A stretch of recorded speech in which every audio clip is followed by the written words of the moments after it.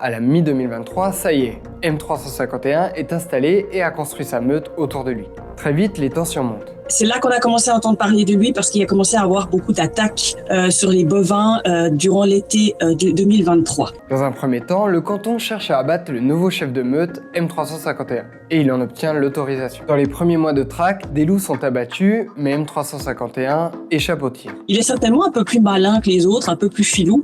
Et ça s'explique peut-être parce qu'il vient de loin, qu'il a dû certainement voir beaucoup de choses sur son trajet, qu'il a dû éviter peut-être beaucoup de pièges, la circulation, l'humain, le braconnage, etc.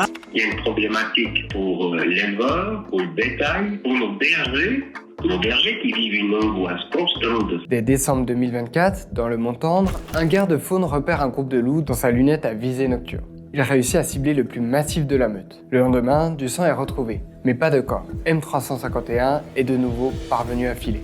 Au fil des mois, ce loup disparaît avant de réapparaître par-ci par-là, toujours vivant. Seule manière d'essayer de le suivre, les pièges photographiques ou les attaques de troupeaux rapportées par les autorités. Été 2025, son ADN est retrouvé à plusieurs endroits du Mont-Tendre. C'est un peu comme s'il jouait avec les humains.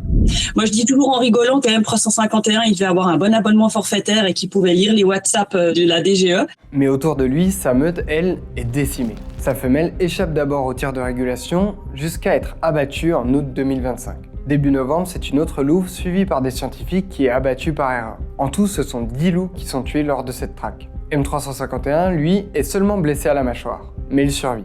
Peu à peu, une sorte de mythe grandit. On aurait affaire à un loup insaisissable, presque invincible.